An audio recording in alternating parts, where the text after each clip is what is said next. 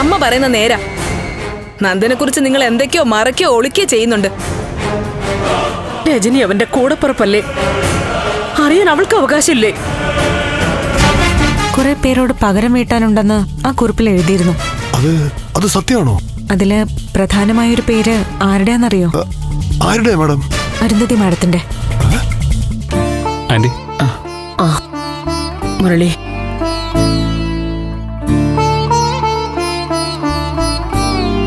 മുരളി നിന്റെ കൂട്ടുകാരനെ കുറിച്ച് ഒരറിവും ഇല്ലല്ലേടാ. ആന്റി വിഷമിക്കാതെ, അന്വേഷണം നടക്കുകയല്ലേ, ഫലം ഉണ്ടാവും. ആന്റി അമ്മയും കൂടി ഒരു ജോത്സ്യനെ കണ്ടിട്ട് വരിക, നന്ദന്റെ കാര്യങ്ങളൊക്കെ അറിയാൻ. നന്ദമോന് കുഴപ്പമൊന്നും കൂടാതെ ആരോഗ്യത്തോടെ ഉണ്ടെന്നാ ജോത്സ്യര് പറയുന്നേ.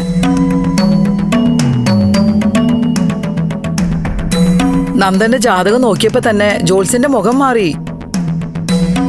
കുഞ്ഞത് ശ്രദ്ധിച്ചായിരുന്നോ?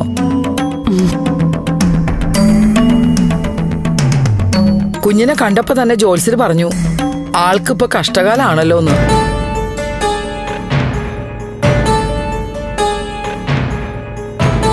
പിന്നെ നടന്ന കാര്യങ്ങളെല്ലാം പുള്ളി ഇങ്ങോട്ട് പറയുമായിരുന്നു. കുറെ പ്രശ്നങ്ങളുണ്ടായിരുന്നില്ലേ, മനസ്സിന് സ്വസ്ഥതക്കേടുണ്ടായിരുന്നില്ലേ, ഉൾവലിഞ്ഞ് കഴിയായിരുന്നില്ലേന്ന്. എന്നിട്ടാ പറഞ്ഞേ വിഷമിക്കണ്ട, ആൾ ആരോഗ്യത്തോടെ ഉണ്ടെന്ന്. അത് കേട്ടപ്പോഴാ സമാധാനായത്. അമ്പലത്തില് ചില പൂജകളൊക്കെ ചെയ്യാൻ പറഞ്ഞിട്ടുണ്ട്. കുഞ്ഞെ ഇന്ന് വൈകുന്നേരം തന്നെ അമ്പലത്തിൽ പൂജയ്ക്ക് കൊടുക്കണം.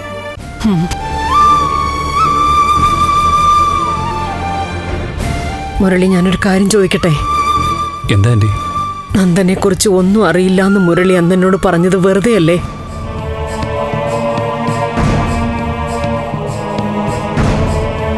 നിങ്ങൾക്ക് എല്ലാവർക്കും അറിയാം, എന്നെ മറച്ചു വെക്കുക അല്ലേ മുരളി? ആന്റി പറഞ്ഞ ഇതേ കാര്യം ഞാനിവിടെ പറഞ്ഞു. ഗൗരിയോട് അമ്മയോടും ചോദിച്ചു നോക്ക്. പലതും എന്റെയൊന്നും മറയ്ക്കുക. എന്റെയും തോന്നലായിരിക്കും. എനിക്കും ദേഷ്യവും സങ്കടമൊക്കെ വന്നു.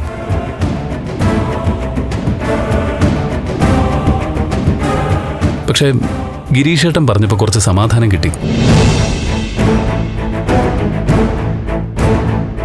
അന്വേഷണത്തിന്റെ രീതികള് ചിലപ്പോ ഇങ്ങനെയൊക്കെ ആയിരിക്കും ആന്റി. നമുക്ക് അങ്ങനെ വിചാരിക്കാം. മുരളി, നന്ദൻ അവന് കുഴപ്പമൊന്നും പറ്റിയിട്ടുണ്ടാവില്ലല്ലോ അല്ലേ? കുഞ്ഞെ, ആന്റി, നമ്മുടെ നന്ദൻ എത്രയും പെട്ടെന്ന് തന്നെ തിരിച്ചു വരും. ആന്റി വെറുതെ സങ്കടപ്പെടല്ലേ. ഋഷിയുടെ കേസിൽ അവൻ സ്റ്റേഷനിലോ അല്ലെങ്കിൽ ജയിലിലോ തന്നെ ആയാലും കുഴപ്പമൊന്നുമില്ലെന്നാ ഇപ്പൊ തോന്നുന്നത്. അവരൊന്ന് കാണാമല്ലോ. ആന്റി വിഷമിക്കാതെ. നന്ദന്റെ കാര്യത്തിൽ അത്രയ്ക്ക് ഉറപ്പുള്ളതുകൊണ്ടായിരിക്കും ദേവികയും ധൈര്യത്തോടെ നിൽക്കുന്നത്. എത്ര ധൈര്യം ഉണ്ടെങ്കിലും ഇതുപോലുള്ള ഒരു അവസ്ഥയിൽ ഒരു വിഷമം മുഖത്ത് കാണില്ലേ ഗൗരി? നന്ദന്റെ ഭാര്യയല്ലേ?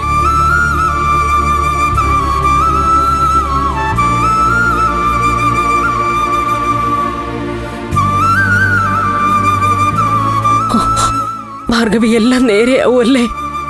കുഞ്ഞ് സമാധാനായിട്ടിരിക്കേ. ആദ്യം ജോത്സ്യര് പറഞ്ഞ പൂജകളൊക്കെ ചെയ്യ്. ഈശ്വരൻ നന്ദമോനെ തിരിച്ചെത്തിക്കും.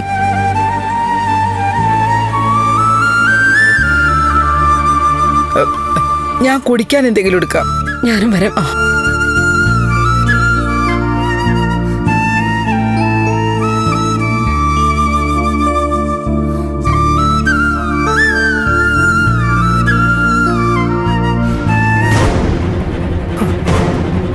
നന്ദൻ വരട്ടെ, എന്നെ വിട്ടിട്ട് കൊല്ലട്ടെ.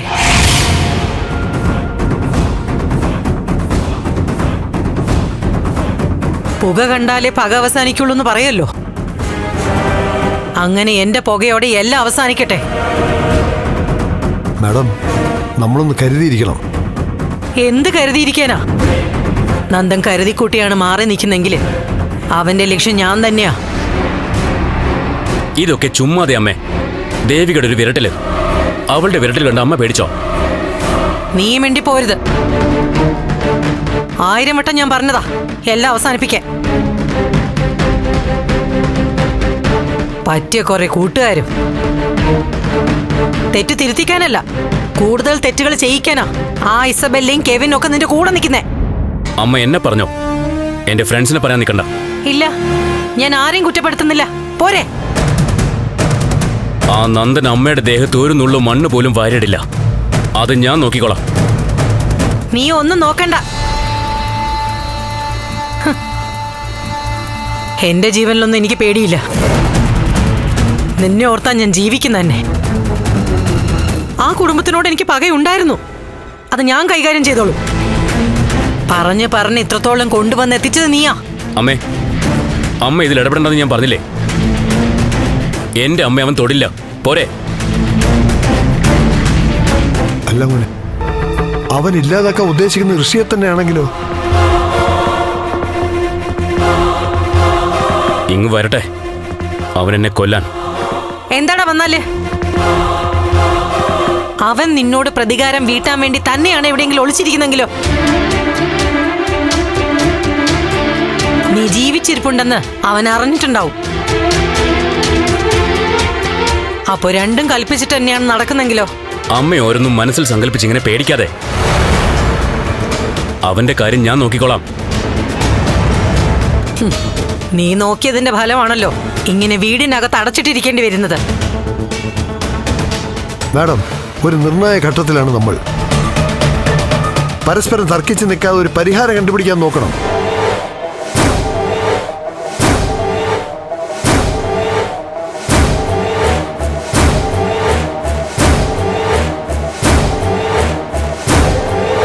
CP, ദേവിക CPയെ വിളിച്ചു വരുത്തിയിട്ടാണ് കാര്യങ്ങൾ പറഞ്ഞതല്ലേ?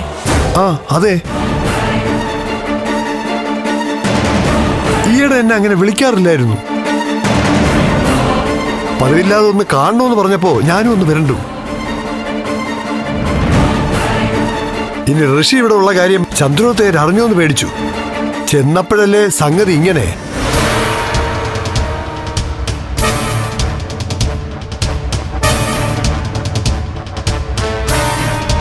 മാഡം എന്താ ആലോചിക്കുന്നത്? അഴിക്കാൻ ശ്രമിക്കും തോറും കുരുങ്ങിക്കൊണ്ടിരിക്കുക പ്രശ്നങ്ങൾ. എന്തു കുരുക്കുന്നു? അമ്മ ചുമ്മാ പേടിക്കാതെ. ഒന്ന് വെറുതെ നിൽക്കടാ.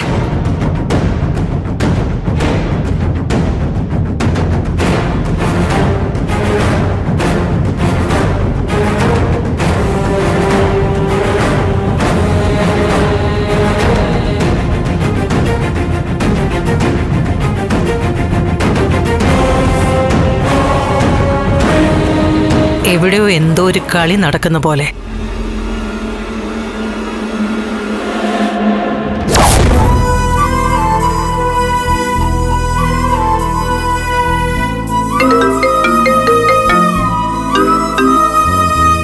ആ ദേവിക.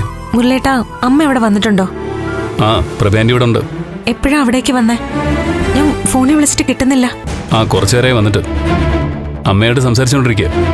ഭാർഗവി ആന്റിയായിട്ട് പുറത്തു പോകുമെന്ന് പറഞ്ഞിരുന്നു, അതാ വിളിച്ചേ. അവര് ജോത്സ്യനെ കാണാൻ പോയതാ. കൃത്യമായി വിവരങ്ങൾ അറിയിക്കേണ്ടവർ കാര്യങ്ങൾ മൂടി വെക്കുമ്പോ പിന്നെ ജോത്സ്യനെ മന്ത്രവാദിയെ ആശ്രയിക്കാതെ വേറെ മാർഗമില്ലല്ലോ. മുരളേട്ടനത് എന്തായി പറയുന്നേ? നേരത്തെയും പലവട്ടം പറഞ്ഞത് തന്നെയാ, ദേവിക എന്നെ മണ്ടനാക്കുക. മുരളേട്ടാ, സംബോധനയിൽ മാത്രം ചേട്ടന്റെ സ്ഥാനം തന്നാ പോരാ, പ്രവൃത്തിയിലും അതുണ്ടാവണം. മുരളേട്ടൻ എന്താ അങ്ങനെ പറയുന്നേ? ഏട്ടന്റെ സ്ഥാനമല്ല, എന്റെ ഏട്ടൻ തന്നെയാ മുരളേട്ടൻ. എന്നിട്ടാണോ അനിയത്തി ആങ്ങളെ എങ്ങനെ പറ്റിക്കുന്നത്? എനിക്ക് മനസ്സിലായില്ല. നന്ദന്റെ കാര്യത്തില് ദേവികയുടെ രീതികളെ കുറിച്ചായി പറയുന്നത്. ഒന്നുകിൽ പലതും അറിഞ്ഞു വെച്ചിട്ട് ഒന്നും അറിയാത്തതുപോലെ അഭിനയിക്കുന്നു, അല്ലെങ്കിൽ നന്ദന് ഒരു പ്രാധാന്യവും കൊടുക്കുന്നില്ല. അതും അല്ലെങ്കിൽ എനിക്കൊരു പ്രാധാന്യം തരുന്നില്ല. കാര്യങ്ങളൊന്നും എന്നോട് വ്യക്തമായിട്ട് പറയുന്നില്ലല്ലോ. എന്നോട് പറയണ്ട, ആ പ്രഭാന്റിയോടെങ്കിലും തെളിച്ച് പറ.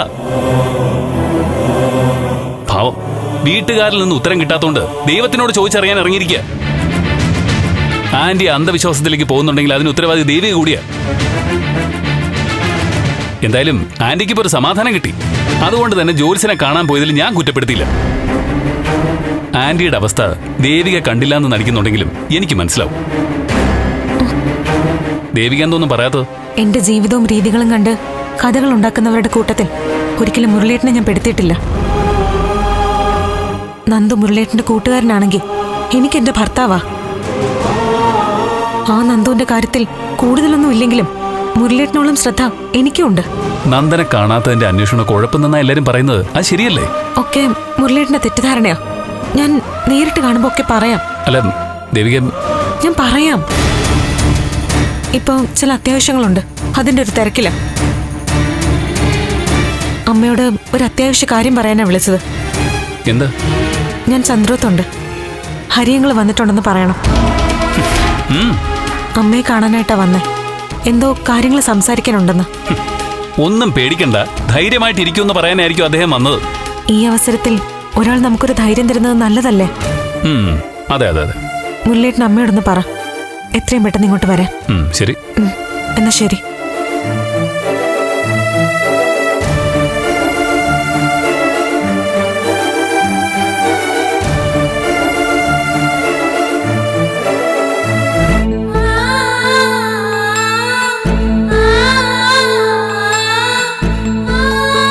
പ്രഭകുഞ്ഞ് സമാധാനായിട്ടിരിക്കേ. ജ്യോത്സ്യം പറഞ്ഞ കാര്യങ്ങളൊക്കെ ചെയ്തു കഴിയുമ്പോ ഉറപ്പായിട്ടും ഫലം കിട്ടുക തന്നെ ചെയ്യും. എല്ലാം നന്നായി തന്നെ വരുമായിരിക്കും, അല്ലേ ഭാർഗവി? അതേ പ്രഭകുഞ്ഞെ, ഇന്ന് വിഷമിക്കുന്നതിനും ചേർത്ത് ദൈവം നാളെ സന്തോഷം തരിക തന്നെ ചെയ്യും. ആന്റി, ദേവിക വിളിച്ചിരുന്നു. എന്താ മുരളി, നന്ദന്റെ കാര്യം വല്ലതുമാണോ? അവിടെ ഹരിസാറ് വന്നിട്ടുണ്ടെന്ന് ആന്റി അങ്ങോട്ട് ചെല്ലാൻ പറഞ്ഞു. നന്ദനെ കുറിച്ച് ഒന്നും അറിഞ്ഞതായിട്ട് പറഞ്ഞില്ലല്ലേ? അതൊന്നും പറഞ്ഞില്ല ആന്റി. പിന്നെ ഞാൻ എന്തിനാ അങ്ങോട്ട് പോന്ന്? സിദ്ധുവും ദേവികയും ഗിരീഷും ഒക്കെ പറഞ്ഞ കാര്യങ്ങൾ തന്നെയായിരിക്കും ഹരിയേട്ടനും പറയാനുള്ളത്. കുഞ്ഞെന്തായാലും ഒന്ന് ചെല്ല്. ചിലപ്പോ എന്തെങ്കിലും സൂചന കിട്ടിയത് പറയാൻ വന്നതാണെങ്കിലോ? ചെന്ന് കണ്ടാലല്ലേ അറിയാൻ പറ്റൂ.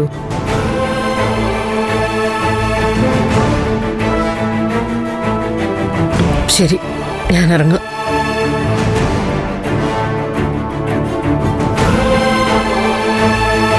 മുരളി, നന്ദനെ കൈവിടല്ലേ? ഞാൻ പറഞ്ഞില്ലേ ആന്റി, അവൻ എന്റെ ഹൃദയമാ. ഹൃദയത്തെ കൈവിടാൻ പറ്റുമോ?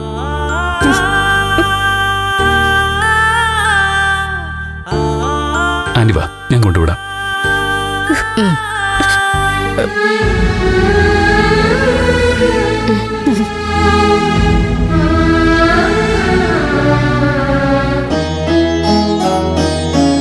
രാധികേ, എന്താ മാധവേട്ടാ, വിശക്കുന്നുണ്ടോ? ഞാൻ കഞ്ഞി എടുക്കാം. വേണ്ട വേണ്ട, ഒരു കട്ടൻ ചായ മതി.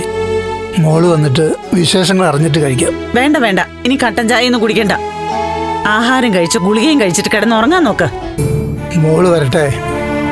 ചന്ദ്രോത്ത് നന്ദമ്മോന്റെ കാര്യം ഇനി ശാരിയുടെ വായിന്ന് നല്ലത് കേട്ടാലേ സമാധാനാവുള്ളോ. കൈ കഴുകി അങ്ങോട്ടിരുന്നേ, ദേവിക വരുമ്പോ സംസാരിക്കാം.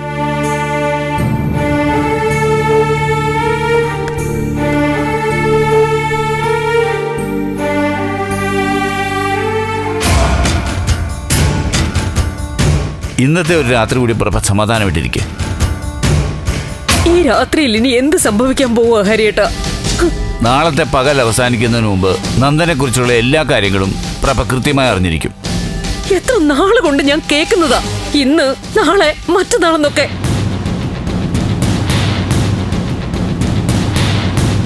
ഒരമ്മയുടെ മനസ്സിനെയാ നിങ്ങളൊക്കെ കൂടി പറഞ്ഞു പറ്റിക്കുന്നത്.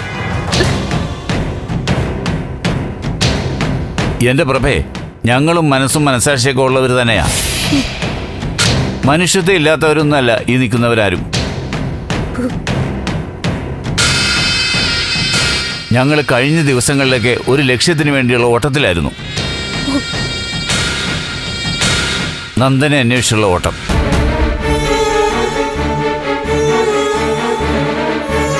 ഇന്നിപ്പോ ഞാൻ DYSPയെ നേരിട്ട് കണ്ട് കാര്യങ്ങൾ ഫാസ്റ്റ് ആക്കണമെന്ന് പ്രഷർ ചെയ്തിട്ടുണ്ട്.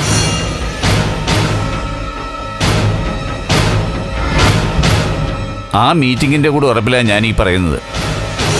നമുക്ക് നാളെ കൊണ്ട് കൃത്യമായൊരു റിസൾട്ട് ഉണ്ടാവും. നാളെ കണ്ടെത്തുമെന്ന് DYSP വാക്ക് തന്നോ? ഞാൻ രാത്രി DYSP വിളിച്ച് സംസാരിക്കുന്നുണ്ട്.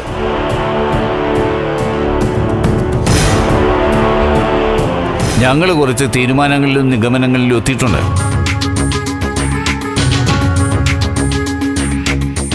അതിന് കൃത്യമായ ഫലമുണ്ടായി എന്ന് ഞാൻ പറഞ്ഞില്ലേ? നന്ദനെ തേടിയുള്ള ഓട്ടം ലാസ്റ്റ് ലാപ്പിലാണ്. നാളെ ഫിനിഷിംഗ് ലൈനിലെത്തും.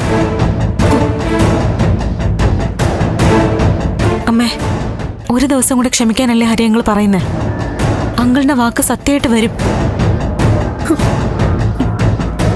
സത്യം പറഞ്ഞ പ്രഭ, തന്റെ വിഷമം കാണുമ്പോൾ തന്നെ പറഞ്ഞ് മനസ്സിലാക്കാൻ പറ്റുന്നില്ലല്ലോ എന്ന് എനിക്ക് പലപ്പോഴും വിഷമം തോന്നിയിട്ടുണ്ട്.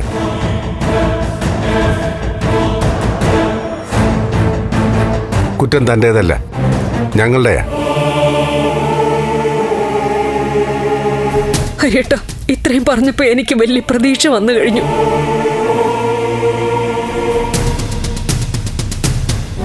അറിയാൻ വേണ്ടി ചോദിക്കുക, അവനിപ്പോ എവിടെയുണ്ട്? അതിനെക്കുറിച്ച് ഇതുവരെ ഒരു വ്യക്തത വന്നിട്ടില്ല പ്രഭേ. ചില ഊഹങ്ങളേ ഉള്ളൂ. അയ്യോ, അപ്പൊ ഉറപ്പില്ലേ ഹരിയേട്ടാ? ഏയ്, അങ്ങനെയല്ല. എല്ലാം കൃത്യമാകാൻ കുറച്ചുകൂടി സമയം വേണം.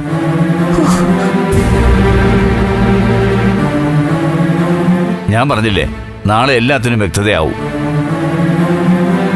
നാളെ നന്ദനെക്കുറിച്ചുള്ള പൂർണ്ണ വിവരം പ്രഭയ്ക്ക് കിട്ടിയിരിക്കും. മതി, അത് മതി. ഞാൻ കൂടുതലൊന്നും ചോദിക്കുന്നില്ല. നാളെ അവനെക്കുറിച്ച് അറിയുന്നത് വരെ പ്രാർത്ഥനയുമായിട്ടിരിക്കാൻ പോവോ?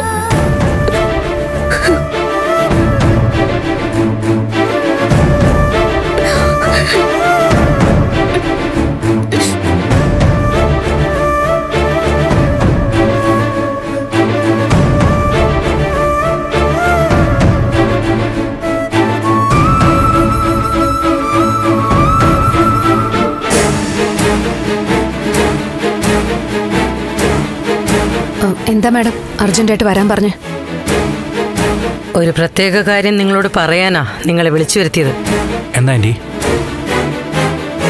ദേവിക CP യെ കണ്ടിരുന്നു. CPയോട് അവളൊരു വിവരം പറഞ്ഞു. എന്താ? നന്ദനെ കുറിച്ചാ. നന്ദനെ കുറിച്ചോ? നന്ദന്റെ ആത്മഹത്യക്കുറിപ്പ് പോലൊരെണ്ണം അവക്ക് കിട്ടിയത്രേ.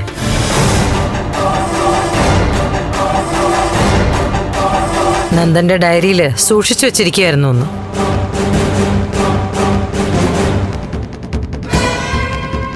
എന്നുവെച്ചാ നന്ദൻ ആത്മഹത്യ ചെയ്തു എന്നാണോ ദേവിക കരുതുന്നേ? ദേവിക കരുതുന്നതല്ല, ദേവിക നമ്മളെ അറിയിക്കുന്നതാ. ആന്റി എന്തായി പറയുന്നേ? മനസ്സിലായില്ല. ദേവികയ്ക്ക് നമ്മളെ അറിയിക്കേണ്ട കാര്യങ്ങള് ഒരു ദൂതനെ പോലെ CPക്ക് കൈമാറുന്നു. എന്നുവെച്ചാ? അതാ ഞാൻ പറയാം.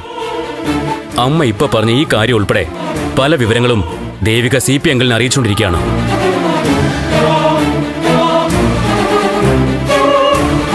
ഇത്രയും നാളും ഇങ്ങനെ വീട്ടുകാര്യങ്ങള് ദേവിക CP അങ്കിളിനെ അറിയിക്കാറില്ലായിരുന്നു.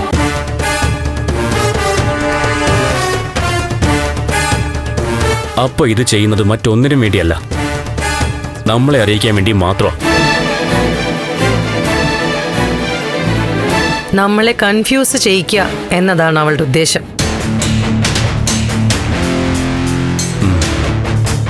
ഇപ്പൊ തന്നെ നന്ദനെ പോലീസിൽ ഏൽപ്പിക്കുന്ന കാര്യം, അങ്ങനൊരു ഉദ്ദേശം അവക്കുണ്ടായിരുന്നെങ്കിൽ ആദ്യമേ അത് ചെയ്യായിരുന്നു.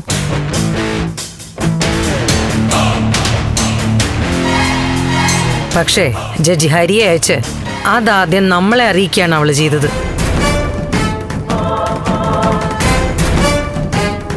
ഞാൻ ഉറപ്പിച്ചു പറയുന്നു, എന്തൊക്കെയോ മനസ്സിൽ കണ്ടിട്ടുള്ള നീക്കങ്ങളാണ് ദേവിക നടത്തുന്നത്. നമ്മളെ ഇട്ട് കുഴപ്പിക്കുക, എന്നിട്ട് ലക്ഷ്യം നേടുക. അതാ അവളുടെ പ്ലാൻ. ഇസബെല്ല, അമ്മ പറയുന്ന പോലെ അവൾ നമ്മളെ പരീക്ഷിക്കുക.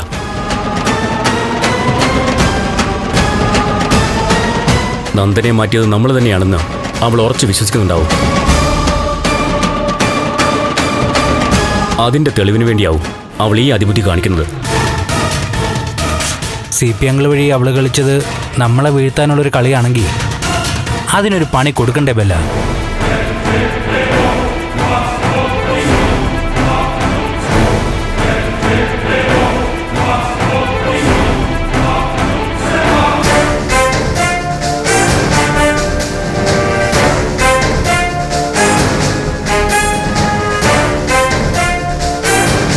ഇതെനിക്ക് വിട്ടേക്ക്.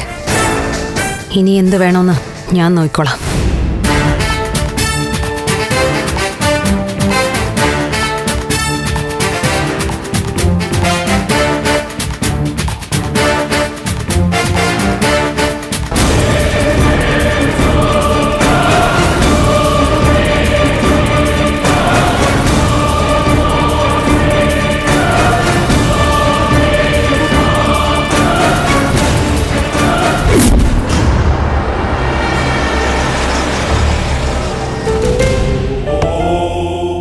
മുരളീടൻ ഇറങ്ങുന്നുണ്ടോ? ഇല്ല. ആ എന്നാ ശരി, നാളെ കാണാം. അല്ല, എനിക്കൊരു കാര്യം പറയാനുണ്ടായിരുന്നു. കാര്യമൊക്കെ നാളെ പറയാം മുരളിയേട്ടാ.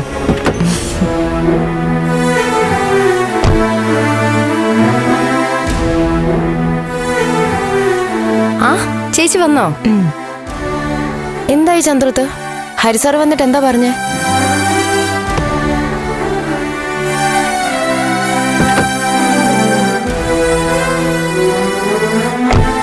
ഹരിയങ്കിള് വന്നതുകൊണ്ട് അമ്മ ഒന്ന് അടങ്ങി. അങ്കിളിന്റെ ഉറപ്പില്ല കരച്ചിലും ബഹളവും ഒന്ന് മാറിയത്. ദേവിക,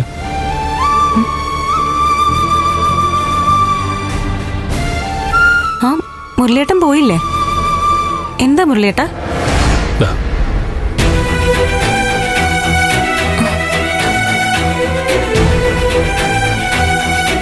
ഇതെന്താ പുതിയൊരു രീതി? ഇതൊന്ന് പിടിക്ക്. താക്കോലെന്നും മുരളിയേട്ടനല്ലേ കൊണ്ടുപോവാറ്?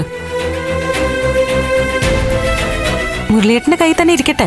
ഞാൻ കീ കൊണ്ടുപോകുന്നത് വന്ന് വണ്ടി എടുക്കാൻ വേണ്ടിയിട്ടല്ലേ? ആ അതെ. പക്ഷേ ഇനി മുതൽ ഞാൻ വരുന്നില്ല. എന്നുവെച്ചാ? ഞാൻ ഈ ജോലി വിടുക. ദേവിക പുതിയൊരു ഡ്രൈവറെ കണ്ടുപിടിച്ചോളൂ. എന്താ മുരളിയേട്ടാ, എന്തു പറ്റി? ഈ ജോലി എന്ന് പറയുമ്പോൾ ശമ്പളം മാത്രമല്ലല്ലോ, അതിൽ നിന്നൊരു സന്തോഷമൊക്കെ വേണ്ടേ, സ്വാതന്ത്ര്യം വേണ്ടേ? മുരളിയേട്ടൻ എന്താ ഇവിടെ ഒരു സ്വാതന്ത്ര്യക്കുറവ്? അല്ല, നമ്മൾ ഇനി അതിനെക്കുറിച്ചൊന്നും സംസാരിക്കണ്ട. അല്ല, അതിനെക്കുറിച്ച് എനിക്ക് അറിയണം. മുരളിയേട്ടൻ ജോലി വിടുവോ വിടാതിരിക്കുകയോ ചെയ്യും, അതൊക്കെ മുരളിയേട്ടന്റെ ഇഷ്ടം. പക്ഷേ വിടുന്നതിന്റെ കാരണം വ്യക്തമായിട്ട് അറിയണം.